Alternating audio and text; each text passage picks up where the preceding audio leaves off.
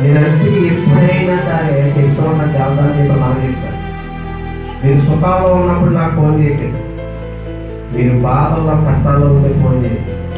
అది జ్వరమైనా బాధ అయినా మీ కోసం అవసరమైన నిద్రనానికి కోసం ప్రార్థన చేస్తాను.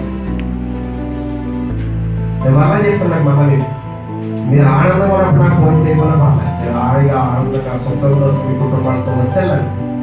కానీ మీ కష్టాల్లో ఉన్నప్పుడు, మీ బాధల్లో ఉన్నప్పుడు, అప్పుల్లో తిప్పల్లో సమస్యల్లో ఆకలిలో ఉన్నప్పుడు నాకు ఫోన్ చేయండి. మీకోసం అవసరమైన నిద్రనాన్ని ఉపవాసించని కన్నీరు కానీ ప్రార్థన చేస్తాను. ఆ భరోసా మాత్రం మీరు ఇస్తున్నాను.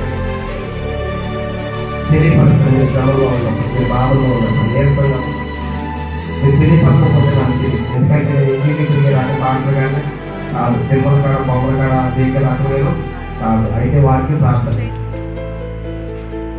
ఖచ్చితంగా మీ బాధ తీరేంత వరకు ప్రార్థన చేస్తాం. బయలుపడి మీ కష్టం తీరేంత వరకు ప్రార్థన చేస్తాం.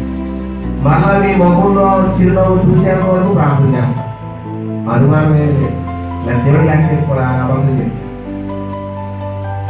దేవుడు పెట్టారు. నిజమైన ప్రేమ అంటే ఆత్మలో రావాలి. కష్టాల్లో ఉన్నప్పుడు, సుఖాల్లో ఉన్నప్పుడు ఎవరైనా వస్తారు కాబట్టి ఒక కష్టం వచ్చిందని దేవుడికి మీ మీద ప్రేమ లేదనుకోకండి. ఆయన అక్కడ మీకు పాఠం నేర్చుకుంటే నా ప్రేమ ఇటువంటి అర్థమవుతాను.